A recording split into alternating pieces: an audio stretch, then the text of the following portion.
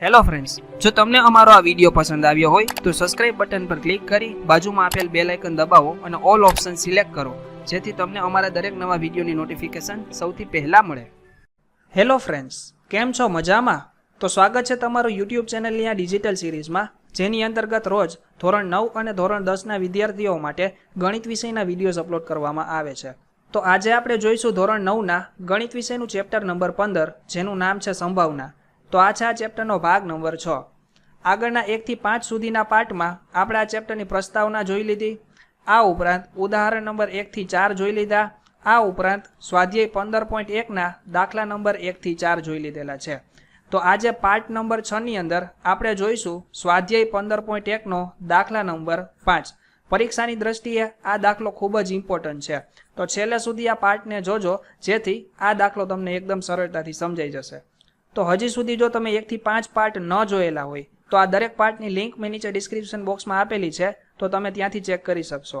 આ ઉપરાંત આપણા આ જે ડિજિટલ સિરીઝ છે તેની અંદર ગણિત વિશેના અન્ય ચેપ્ટર જેવા કે બહુપદી, યામ ભૂમિતિ, રેખાઓ અને ખૂણાઓ, ત્રિકોણ જેવા ઘણા બધા ચેપ્ટરના સોલ્યુશન પણ જોઈ લીધેલા છે, તો તેની લિંક પણ નીચે ડિસ્ક્રિપ્શન બોક્સમાં આપેલી છે, તો ત્યાંથી તમે આ દરેક ચેપ્ટરના દરેકે દરેક દાખલા તથા ઉદાહરણના સોલ્યુશન જોઈ શકશો. તો ચાલો શરૂ કરીએ. સ્વાધ્યાય 15.1નો દાખલા નંબર 5.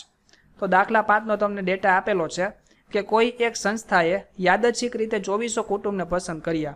યાદચ્છિક એટલે રેન્ડમલી, એટલે કે કોઈ પણ 2400 કુટુંબને પસંદ કરી લીધા, કોઈ પણ ભેદભાવ વગર. બરાબર? તો 2400 કુટુંબને પસંદ કર્યા છે અને તેમની આવક તેમજ તેમની પાસેના વાહનોની સંખ્યા જાણવા માટેનું સર્વેક્ષણ કર્યું. તો તેમાંથી પ્રાપ્ત માહિતી નીચેના કોષ્ટકમાં આપેલી છે. તો અહીંયા તમને એક ટેબલ આપેલું છે, જેમાં તમને એક કોલમની અંદર માસિક આવક આપેલી છે અને બીજામાં કુટુંબ દીઠ વાહનની સંખ્યા આપેલી છે. તો અહીંયા આપણને માસિક આવકને આધારે આ 2400 કુટુંબ છે તેને 5 વર્ગમાં વર્ગીકૃત કરેલા છે. પહેલો વર્ગ છે તે છે 7000 થી ઓછી આવક ધરાવતા. બીજો વર્ગ છે તેમાં 7000 થી 10000ની આવક ધરાવતા કુટુંબો, એવી રીતે. તો જે કુટુંબની આવક 7000 રૂપિયા કરતાં ઓછી છે તેની પાસે 0 વાહન હોય, મતલબ કે એક પણ વાહન ના હોય, તેવા કુટુંબ કેટલા છે? 10. આ ઉપરાંત 7000 થી ઓછી આવક ધરાવતા કુટુંબ પાસે એક વાહન હોય તેવા કુટુંબ કેટલા છે? 160. તેવી જ રીતે 7000 કરતાં ઓછી આવક હોય અને તેની પાસે 2 વાહન હોય તેવા કુટુંબ કેટલા છે? 25. અને 2 થી વધુ વાહન હોય તેવા કુટુંબ કેટલા છે? 0. તો એવી જ રીતે આપણને દરેક વર્ગ માટે, મતલબ કે દરેક કુટુંબો માટે અહીંયા આપણને કુટુંબ દીઠ વાહનની સંખ્યા આપેલી છે. તો તેને આધારે આપણને અહીંયા 5 પ્રશ્ન પૂછેલા છે. તો આપણે આ દરેક પ્રશ્નના આન્સર કઈ રીતે આપી શકીશું તે ચાલો 1 બાય 1 જોઈએ.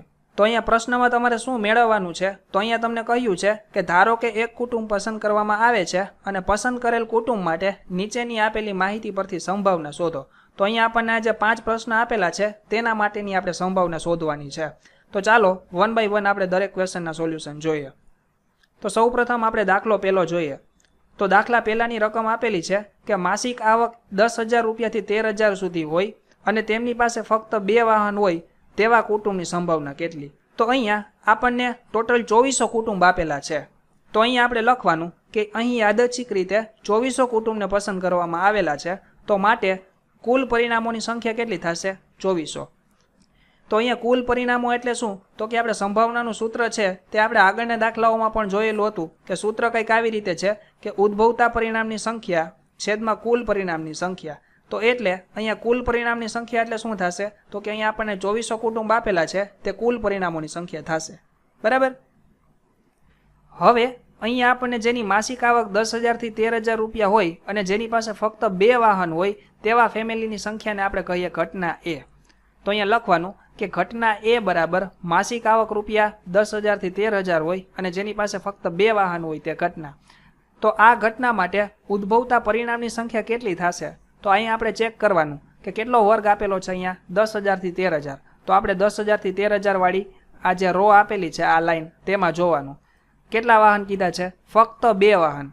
તો ફક્ત 2 વાહન વાળું હોય તો કેટલા મળે છે અહીંયા? 29. 10,000 થી 13,000 રૂપિયા માસિક આવક હોય અને ફક્ત 2 વાહન હોય તેવા કુટુંબોની સંખ્યા કેટલી છે? 29. તો અહીંયા ઉદ્ભવતા પરિણામની સંખ્યા કેટલી થશે? 29.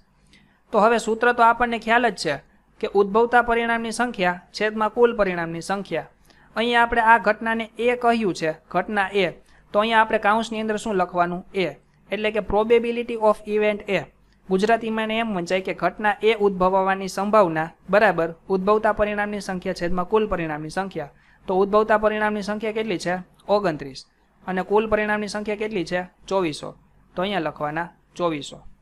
તો અહીંયા આ 29 છે તે અવિભાજ્ય સંખ્યા છે, મતલબ કે આપણે આના છેદ ઉડાડી શકીએ નહીં. તો આ ઘટના આપણને કહી છે તેના માટેની સંભાવના કેટલી મળે? તો કે 29 છેદમાં 2400. ત્યારબાદ આપણે આ બીજો પેટા ક્વેશ્ચન જોઈએ. તો તેની રકમ આપણને આપેલી છે કે માસિક આવક 16,000 રૂપિયા કરતાં વધારે હોય અને જેની પાસે ફક્ત એક જ વાહન હોય. તો આપણે આ ઘટના છે તેને આપણે કહીએ ઘટના બી. તો અહીંયા લખવાનું ઘટના બી બરાબર માસિક આવક રૂપિયા 16,000થી વધુ હોય અને જેમની પાસે ફક્ત એક જ વાહન હોય તે ઘટના. તો આના માટે ઉદ્ભવતા પરિણામની સંખ્યા કેટલી થશે? તો જુઓ, 16,000 રૂપિયા કરતાં વધારે, એટલે કે આ છેલ્લી લાઈન છે તેને આપણે ધ્યાનમાં લેવાની છે. અને શું કહ્યું છે કે જેમની પાસે ફક્ત એક જ વાહન હોય, મતલબ કે ફક્ત એક વાહન એટલે આ 579 છે તે સંખ્યાને આપણે ધ્યાનમાં લેવાની થશે. બરાબર. તો ઉદ્ભવતા પરિણામની સંખ્યા કેટલી થાય? 579. કારણ કે 16,000થી વધારે આવક હોય અને જેની પાસે ફક્ત એક જ વાહન હોય તેવા કુટુંબની સંખ્યા છે 579. તો હવે સૂત્ર તો આપણને ખબર જ છે કે ઉદ્ભવતા પરિણામની સંખ્યા છેદમાં કુલ પરિણામની સંખ્યા. અહીંયા આપણે આ ઘટનાને બી કહી છે તો અહીંયા કાઉન્સની અંદર શું લખવાનું? બી. પી ઓફ બી એટલે કે પ્રોબેબિલિટી ઓફ ઇવેન્ટ બી બરાબર, એટલે કે ઘટના બી ઉદ્ભવવાની સંભાવના બરાબર ઉદ્ભવતા પરિણામની સંખ્યા છેદમાં કુલ પરિણામની સંખ્યા. તો ઉદ્ભવતા પરિણામ કેટલા છે? 579 અને કુલ પરિણામ કેટલા છે? 2400. તો અહીંયા આ 579 છે તે અગેન અવિભાજ્ય સંખ્યા છે, તો આપણે આના છેદ ઉડાડી શકીશું નહીં. બરાબર. તો અહીંયા આપણને આ જે ઘટના આપેલી છે બીજા પ્રશ્નની તેના માટે સંભાવના કેટલી થશે? 579 છેદમાં 2400. ત્યારબાદ જોઈએ ત્રીજો પ્રશ્ન. તો ત્રીજો પ્રશ્ન એવો છે કે માસિક આવક રૂપિયા 7,000થી ઓછી હોય અને તેમની પાસે એક પણ વાહન ના હોય. તો અહીંયા આપણને ટોટલ કેટલા ફેમિલી આપેલા છે? 2400. તો કુલ પરિણામની સંખ્યા કેટલી થશે? 2400. હવે અહીંયા આપણને માસિક આવક 7,000 રૂપિયા કરતાં ઓછી હોય અને એક પણ વાહન ન હોય તે ઘટનાને આપણે કહીએ ઘટના સી.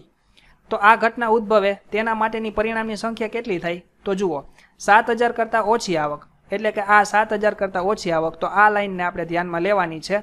અને શું કહ્યું છે? એક પણ વાહન ન હોય. તો એક પણ વાહન ના હોય એટલે કે 0, મતલબ કે 10 કુટુંબ એવા છે કે જેની પાસે એક પણ વાહન નથી અને જેની આવક 7,000 રૂપિયા કરતાં ઓછી છે. તો ઉદ્ભવતા પરિણામની સંખ્યા કેટલી થાય? 10. તો સૂત્ર તો આપણને ખ્યાલ જ છે કે ઉદ્ભવતા પરિણામની સંખ્યા છેદમાં કુલ પરિણામની સંખ્યા. અને અહીંયા ઘટના સી નામ આપ્યું છે તો અહીંયા શું લખવાનું? કાઉન્સની અંદર સી. તો શું થશે? ઉદ્ભવતા પરિણામ 10, કુલ પરિણામ કેટલા છે? 2400. તો એક એક મીંડું આપણે ઉડાડી દઈએ તો કેટલા વધે? 1/240. તો આ ઘટના ઉદ્ભવે તેના માટેની સંભાવના કેટલી છે? 1/240. મતલબ કે 240 ઘરમાંથી એક ઘર એવું છે કે જેની માસિક આવક 7,000 રૂપિયા કરતાં ઓછી હોય અને જેની પાસે એક પણ વાહન ન હોય. ત્યારબાદ ચોથો પ્રશ્ન. તો ચોથા પ્રશ્ન આપેલું છે કે જેની માસિક આવક 13,000થી 16,000 રૂપિયા હોય અને જેની પાસે 2 થી વધુ વાહન હોય. તો આ ઘટનાને આપણે કહીએ ઘટના ડી. તો આ ઘટના ઉદ્ભવે તેના માટેની સંભાવના કેટલી થશે? તો જુઓ, કેટલી આવક કીધી છે? 13,000થી 16,000, મતલબ કે આ લાઈનને આપણે ધ્યાનમાં લેવાની છે. અને જેની પાસે 2 થી વધુ વાહન હોય તો મતલબ કે 2 થી વધુ વાહન એટલે કે આ 25 ફેમિલીને ધ્યાનમાં લેવાના. તો ઉદ્ભવતા પરિણામની સંખ્યા કેટલી થશે? 25. તો સૂત્ર તો આપણને ખ્યાલ જ છે કે ઉદ્ભવતા પરિણામની સંખ્યા છેદમાં કુલ પરિણામની સંખ્યા. તો ઉદ્ભવતા પરિણામ 25 છે અને કુલ પરિણામ કેટલા છે? 2400. તો અહીંયા લખવાના 2400. તો હવે આપણે આના છેદ ઉડાડી શકીએ. કઈ રીતે? તો જુઓ, 25 એકુ 25 થાય. બરાબર. અને 2400 ને તમે આવી રીતે આમ લખી શકો. 2400 હોય તેને 24 ગુણ્યા 100 લખી શકાય ને? તો કે હા, લખી શકાય. તો જુઓ, 24 ના 24 એમને લખી નાખીએ. 100 ની જગ્યાએ આપણે આમ લખીએ કે 25 ગુણ્યા 4. 25 ચોકું 100 થાય ને? તો કે હા. તો આપણે 25 ગુણ્યા 4 લખીએ તો આપણે આ 25 ગુણ્યા 24 ગુણ્યા 4 એટલે કે આ પદને આપણે અહીંયા લખીએ તો શું થશે? આવી રીતે આમ થાય 24 ગુણ્યા 25 ગુણ્યા 4. આ બધાનો ગુણાકાર કરો એટલે 2400 થાય. તો અહીંયા આપણે આ 25 ને આ 25 ને કેન્સલ કરી નાખીએ તો કેટલા વધે? ઉપર 1 અને 24 ગુણ્યા 4 કરીએ તો કેટલા આવે? 96. તો 1/96. તો ઘટના ડી ઉદ્ભવે તેની સંભાવના કેટલી મળે છે? 1/96. આ વસ્તુ તમારે દર્શાવવાની જરૂર નથી, જસ્ટ ખાલી તમને સમજાવવા માટે આ લખેલી છે. તો 1/96 આપણને ઘટના ડી માટેની સંભાવના મળશે. ત્યારબાદ જોઈએ આપણે પાંચમો ક્વેશ્ચન. તો પાંચમો પ્રશ્ન આપેલો છે કે એક કરતાં વધુ વાહન ના હોય તેવા કુટુંબોની સંભાવના. તો જુઓ, એક કરતાં વધુ વાહન ના હોય તો આનો મતલબ શું હોય કે કાં તો એક વાહન હોય અથવા તો એક કરતાં ઓછું. એક કરતાં ઓછું એટલે કેટલા થયા? 0 વાહન હોય. તો કાં 0 વાહન હોય અને કાં એક વાહન હોય તેવા કુટુંબોની સંખ્યાની તમારે સંભાવના મેળવવાની છે. તો મતલબ કે આ બધા કુટુંબો એવા છે, અહીંયા આપણને માસિક આવકનો કોઈ બાર આપેલો નથી, બરાબર? માસિક આવકનો કોઈ વર્ગ આપેલો નથી, માત્ર આપણને વાહનોની સંખ્યા કહેલી છે. તો માટે આપણે આ દરેક કોલમ આપેલી છે 0 અને 1 વાહન દર્શાવતી, તે બધાનો સરવાળો કરવાનો થશે. શા માટે? તો કે આગળના દાખલાઓ હતા તેમાં આપણને કહ્યું હતું કે 7,000થી ઓછી આવક હોય ને જેની પાસે 0 વાહન હોય તેવી રીતે, પરંતુ અહીંયા તો ખાલી વાહન જ કીધા છે કે જેની પાસે એક કરતાં ઓછા વાહન. તો આ બધા એવા છે કે જેની પાસે એક કરતાં ઓછા વાહન જ છે. આ બધા એવા છે કે જેની પાસે એક જ વાહન છે. તો કહેવાનો મતલબ એમ છે કે અહીંયા આપણને સેલેરીનો કોઈ વર્ગ આપેલો નથી, તો માટે એક વાહન હોય તેવા ફેમિલીની સંખ્યા અને 0 વાહન એટલે કે એક પણ વાહન ના હોય તેવા ફેમિલીની સંખ્યાનો આપણે સરવાળો કરવાનો થશે, બરાબર? તો અહીંયા એક પણ વાહન ના હોય તેવા ફેમિલીની સંખ્યા કેટલી થશે? તો આપણે આ બધાનો સરવાળો કરીએ તો 10 ને 4 કેટલા થશે? 14. અને આપણે આ બધાનો સરવાળો કરીએ તો 5 ને 5 10 ને 9 19, 19 ને 9 28, ઉપર કેટલી વિદા આવશે? 2. તો 6 ને 2 8, 8 ને 3 11, 11 ને 6 17, 17 ને 7 24, અને ઉપર પાછી કેટલી વિદા આવે? 2. તો 2 ને 1 3, 3 ને 3 6, 6 ને 5 11, 11 ને 4 15 અને 15 ને 5 20. તો 2048. હવે આ બંનેનો આપણે સરવાળો કરી દેવાનો તો કેટલા થશે? તો 8 ને 4 12 અને 4 ને 1 5 ને ઉપર વધા આવે એટલે 6, અને કેટલા આવશે આગળ? 20. તો 20 62. તો અહીંયા આપણને 2062 ફેમિલી એવા છે કે જેની પાસે એક કરતાં વધારે વાહન ના હોય, બરાબર? તો હવે આપણે આ 2062 ફેમિલી છે તેના માટેની સંભાવના મેળવવાની થશે. તો અહીં આપણે લખવાનું કે અહીં આપણને ટોટલ 2400 કુટુંબ આપ્યા છે અને કુલ પરિણામોની સંખ્યા કેટલી થશે? 2400. તો આપણે આ ઘટનાને કહીએ ઘટના ઈ. તો અહીંયા લખવાનું કે એક કરતાં વધારે વાહન ના હોય તે ઘટના ઈ. તો તેના માટે ઉદ્ભવતા પરિણામની સંખ્યા કેટલી થઈ? 2062. તો અહીંયા લખવાના 2062, અને સૂત્ર તો ખબર જ છે કે ઉદ્ભવતા પરિણામની સંખ્યા તો કેટલા મળ્યા? 2062, અને છેદમાં કુલ પરિણામ કેટલા છે? 2400. તો હવે આપણે આના છેદ ઉડાડી દેવાના. તો જુઓ કઈ રીતે ઉડી શકે? તો જુઓ અહીંયા આપણને આ વિભાજ્ય સંખ્યા આપેલી છે 2 છે, બરાબર? તો અહીંયા 20 છે તો 20 ના અડધા 10 લખી નાખીએ. 6 આપેલા છે તો 6 ના અડધા 3 લખી નાખીએ, અને 2 છે તેના અડધા 1 લખી નાખીએ, અને ગુણ્યા 2, મતલબ કે 10 31 ગુણ્યા 2 કરીએ તો કેટલા મળે? 20 62. અને તેવી જ રીતે અહીંયા 2400 છે તો 24 ના અડધા કેટલા થાય? 12, અને 2 મીંડાને બાજુમાં 2 લખી નાખીએ તો 2 2 કેન્સલ થઈ જાય તો કેટલા વધ્યા? 10 31 ના છેદમાં 1200. તો અહીંયા આપણને 1031 આ સંખ્યા આપેલી છે તે સંખ્યા કેવી છે? અવિભાજ્ય સંખ્યા છે. તો મતલબ કે આ સંખ્યાને હવે આપણે આગળ વધારે છેદ ઉડાડી શકીશું નહીં. તો જે કુટુંબ પાસે એક કરતાં વધારે વાહન ન હોય તેની સંભાવના કેટલી મળી? 1031 ના છેદમાં 1200. તો આવી રીતે આ દાખલાને તમે સોલ્વ કરી શકો છો. પરીક્ષાની દ્રષ્ટિએ આ દાખલો ખૂબ જ અગત્યનો છે.